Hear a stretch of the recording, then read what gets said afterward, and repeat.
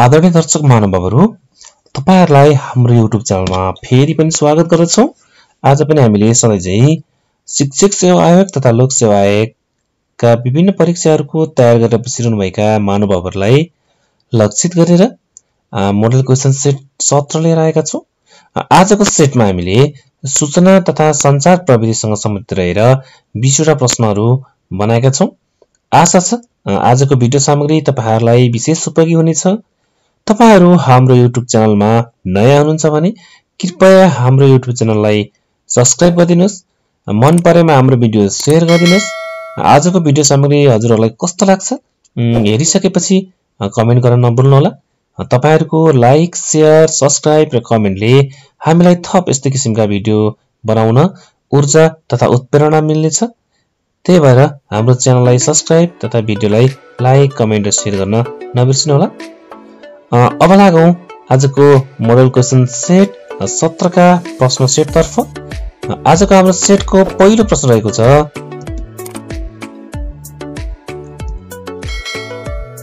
कम्प्युटरलाई कति पुस्तामा वर्गीकरण गरिएको छ? कम्प्युटरलाई कति जेनेरेसनमा वर्गीकरण गरिएको छ? अप्सनहरु रहेका छन्। अप्सन क 3 पुस्ता, अप्सन ख 4 पुस्ता, अप्सन ग 5 पुस्ता, अप्सन घ 6 पुस्ता।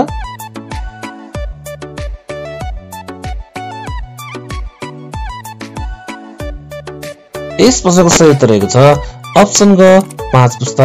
कम्प्युटरलाई हामीले 5 वटा पुस्तामा वर्गीकरण गरेका छौं। अब लागौं आजको हाम्रो क्वेशन सेटको दोस्रो प्रश्नतर्फ। दोस्रो प्रश्न यस प्रकार रहेको छ,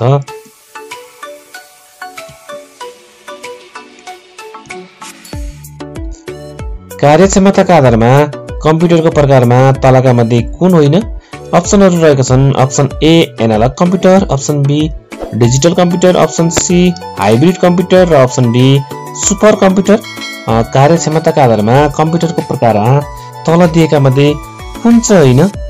सही उत्तर तपाईहरु अनुमान गर्दै गर्नु होला।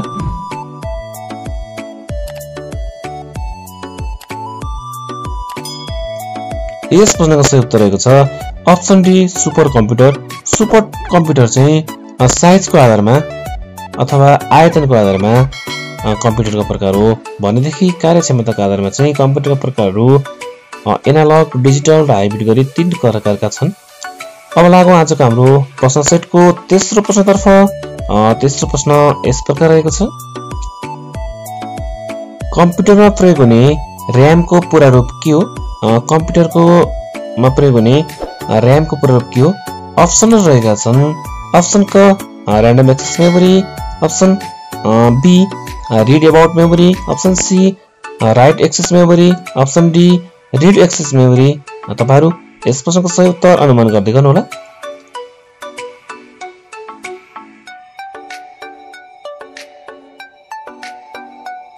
यस प्रश्नको सही उत्तर रहेको छ option A random access memory. कम्प्युटरमा प्रयोग हुने र्यामको पूरा रूप र्यान्डम एक्सेस मेमोरी हो भने आरओएम रोमको पूरा रूप चाहिँ रीड ओन्ली मेमोरी हो। अब लागौं आजको हाम्रो प्रश्न सेटको चौथो प्रश्नतर्फ। चौथो प्रश्न यस प्रकार रहेको छ, इन्टरनेटको सुरुवात सर्वप्रथम कुन देशबाट भएको हो? इन्टरनेटको सुरुवात सर्वप्रथम कुन देशबाट भएको हो? अप्सन क बेलायत, अप्सन ख जापान, अप्सन ग चीन र अप्सन घ अमेरिका। इन्टरनेट शब्दको सुरुवात कहाँबाट भएको थियो सबैभन्दा पहिले?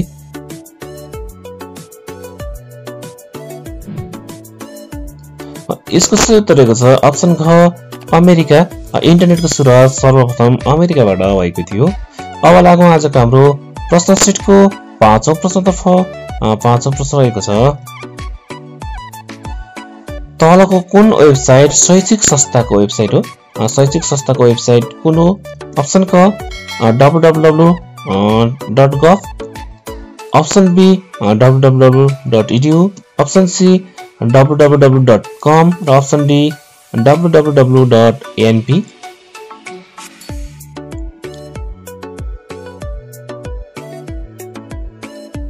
यस प्रश्नको सही उत्तर रहेको छ अप्सन बी www.edu। शैक्षिक संस्थाको वेबसाइट चाहिँ .edu भनेको एजुकेसन, .gov भनेको .गभर्नमेन्ट, सरकारी वेबसाइट, .com भनेको कमर्सियल निजी वेबसाइट, व्यापारिक प्रयोजनमा प्रयोग हुने वेबसाइट, .np भनेको नेपालको मा बनेको वेबसाइट अथवा नेपाली वेबसाइट। अब लागौँ आजको हाम्रो प्रश्न सेटको 6औं प्रश्नतर्फ। 6औं प्रश्न रहेको छ,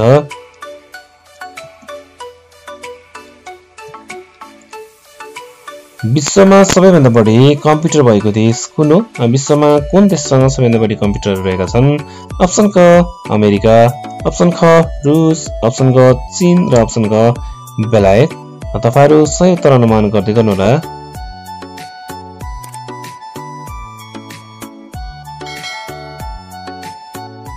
यस प्रश्नको सही उत्तर रहेको छ अप्सन क अमेरिका। विश्वमा सबैभन्दा बढी कम्प्युटर अमेरिकामा रहेका छन्। अब लाग्छौं आजको हाम्रो सेटको 7औं प्रश्नतर्फ। 7औं प्रश्न यस प्रकार रहेको छ, इन्टरनेटका पिता भनेर कसलाई चिनिन्छ? Who is the father of internet? Option रहेका छन् अप्सन क चार्ल्स बाबेज, अप्सन ख चार्ल्स डगलस, अप्सन ग भेन्ट सर्फ र अप्सन घ ल्यारी पेज।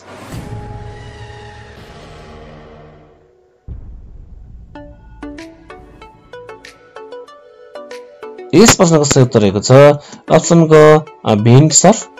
भेन्ट सर्फलाई चाहिँ इन्टरनेटका पिता भनिन्छ भने कम्प्युटरका पिता भनेर चाहिँ चार्ल्स बाबेजलाई भनिन्छ। अब लागौं आजको हाम्रो सेटको 8औं प्रश्नतर्फ। 8औं प्रश्न यस प्रकार रहेको छ, सूचना तथा सञ्चार प्रविधिलाई शिक्षणमा तलका मध्ये कुन रूपमा प्रयोग गरिँदैन? अप्सन क साधनका रूपमा, अप्सन ख साध्यका रूपमा, अप्सन ग नमुनाका रूपमा, अप्सन घ क्रियाकलापका रूपमा। तपाईहरु सही उत्तर अनुमान गर्न सक्नुहुनेछ।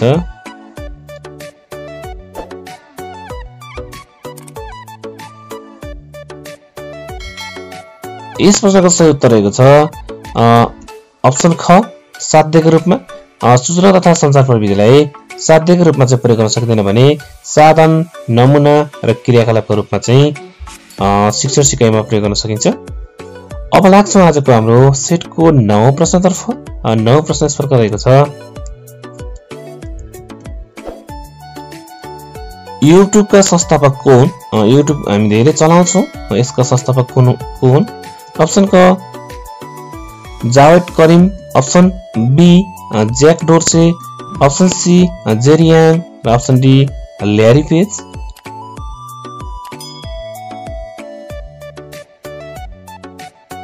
यस प्रश्नको सही उत्तर रहेको छ अप्सन क जावेद करिम र उसका साथीहरूले चाहिँ युट्युबलाई स्थापना गरेका थिए। अब लागौं आजको हाम्रो सेटको 10औं प्रश्नतर्फ। 10औं प्रश्न यस प्रकार रहेको छ,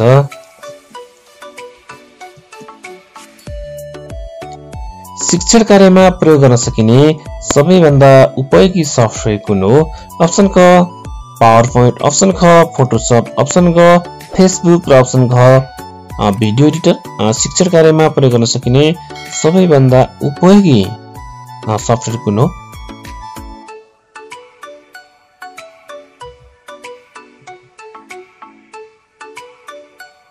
यस प्रश्नको सही उत्तर रहेको छ अप्सन ए पावर पोइन्ट। शिक्षण कार्यमा प्रयोग गर्न सकिने सबैभन्दा उपयोगी सफ्टवेयर चाहिँ पावर पोइन्ट हो। अब लागौं आजको हाम्रो सेटको 12औं प्रश्नतर्फ। 11औं प्रश्नतर्फ। 11औं प्रश्न यस प्रकार रहेको छ, तल दिएका मध्ये कुन आउटपुट डिभाइस छैन? अप्सन रहेका छन् अप्सन क मोनिटर, अप्सन ख जोयस्टिक, अप्सन ग प्रिन्टर, अप्सन घ speaker. Option A B C D monitor, joystick, printer र स्पिकर कुन चाहिँ आउटपुट डिभाइस छैन? सही उत्तर तपाईहरु अनुमान गर्दै गर्नुहोस्।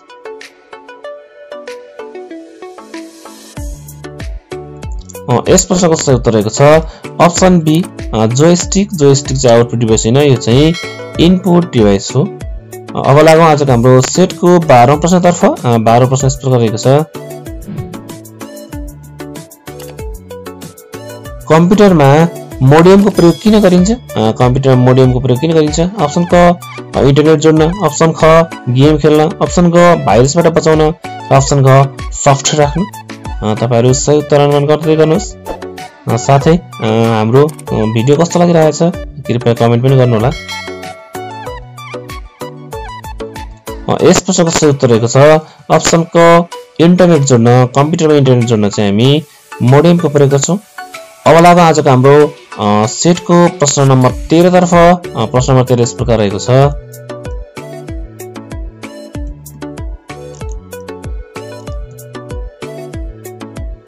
ल्यापटप कुन कम्प्युटरको उदाहरण हो अथवा ल्यापटप कुन प्रकारको कम्प्युटर हो?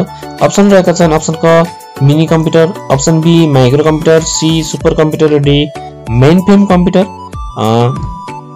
कुन कम्प्युटरको उदाहरण हो ल्यापटप चाहिँ? तपाईहरुले कमेन्ट तपाईहरुले उत्तर अनुमान गर्नुपर्नेछ।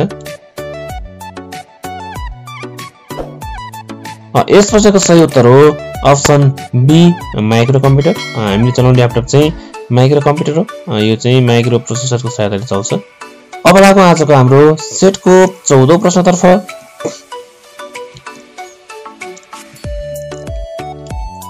नेपालमा पर्सनल कम्प्युटर बनाउने पहिलो व्यक्ति को हुन्?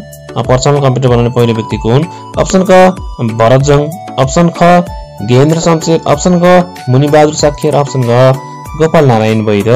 तपाईहरु सही उत्तर अनुमान गर्नुहोला।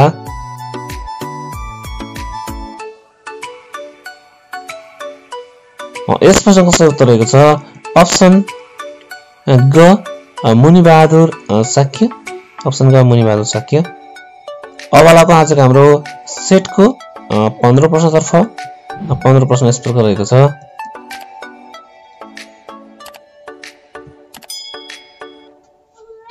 राष्ट्रिय पाठ्यक्रम प्रारूप 2076 ले डिजिटल साक्षरता प्रविधिमा आधारित सिकाइ सहजीकरणका लागि कस्तो सामग्री विकास गर्ने नीति लिएको छ? अप्सन क डिजिटाइज्ड, अप्सन ख अन्तरक्रियात्मक विद्युतीय सामग्री, अप्सन ग श्रव्यदृश्य सामग्री र अप्सन ग माथिका सबै। तपाईहरु सही उत्तर अनुमान गर्नुहोला।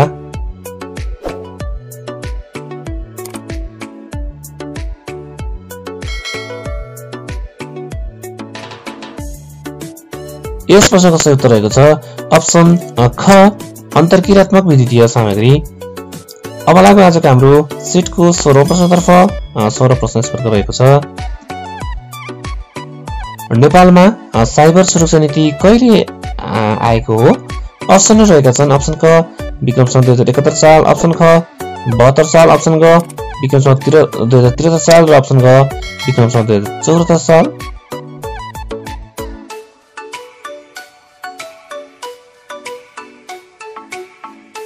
यस प्रश्नको सही उत्तर रहेको छ अप्सन ग विक्रम सम्वत 2073 सालमा चाहिँ नेपालमा साइबर सुरक्षा नीति आएको थियो। अब लागौं आजको हाम्रो सेटको 17औं प्रश्नतर्फ। 17औं प्रश्न यस प्रकार रहेको छ कम्प्युटर अपराध अन्तर्गत तलको मध्ये कुन पर्दैन? कम्प्युटर अपराधमा तल दिएका मध्ये कुन पर्दैन?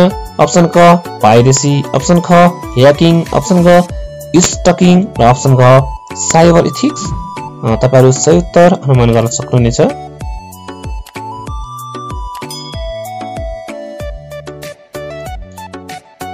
यस प्रश्नको सही उत्तर रहेको छ अप्सन घ cyber ethics.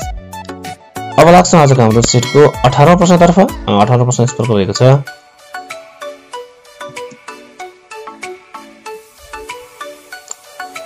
which shortcut key use for cut कुनै पनि डकुमेन्टहरु फाइलहरु कट गर्नु पर्यो भने हामी कुन सर्टकट की युज गर्छौं? अप्सनहरु रहेका छन् option A Ctrl+C, option B Ctrl+K, option C Ctrl+X र अप्सन डी Ctrl+V।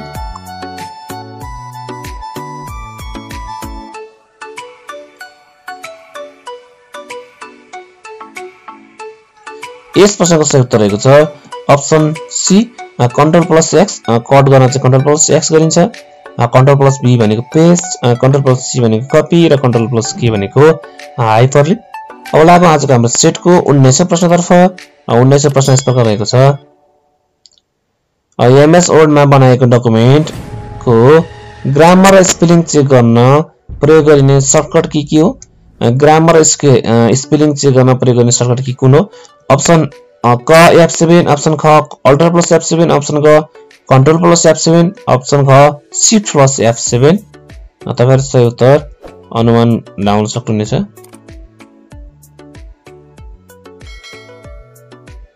अब लाग्छ आजको हाम्रो 1900 प्रश्नको सही उत्तरतर्फ 1900 प्रश्नको सही उत्तर रहेको छ F7 MS वर्डमा बनाएको डकुमेन्टको ग्रामर र स्पेलिङ चेक गर्न चाहिँ F7 को युज गरिन्छ।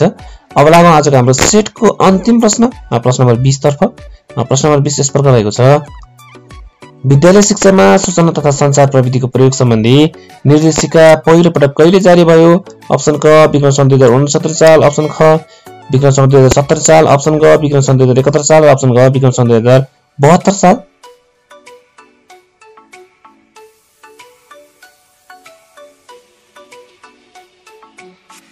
यस प्रश्नको सही उत्तर रहेको छ अप्सन क विक्रम सन् 2069 साल। यो सँगै आजको हाम्रो सेटका सबै प्रश्नहरू सकिसकेका छन्। हजुरहरूलाई हाम्रो सेट कस्तो लागिरहेको छ कृपया कमेन्ट गर्नुहोला। आजको हाम्रो भिडियो सामग्री हजुरलाई कस्तो लाग्यो त्यो पनि कमेन्ट गर्नुहोला। हाम्रो युट्युब च्यानलमा तपाईहरु नयाँ हुनुहुन्छ भने कृपया हाम्रो युट्युब च्यानललाई सब्स्क्राइब गरिदिनु होला। हाम्रो भिडियो सामग्रीलाई शेयर गरिदिनु होला। तपाईहरुको सब्स्क्राइब तथा शेयरले गर्दा हामीलाई थप यस्तै किसिमका भिडियो सामग्री बनाउन ऊर्जा, हौसला तथा प्रेरणा मिल्नेछ। आजलाई यति नै। भोलि फेरि अर्को भाग लिएर हामी आउने नै छौं। हस्त धन्यवाद। हाम्रो भिडियो हेर्दिनु भएकोमा धेरै धेरै धन्यवाद।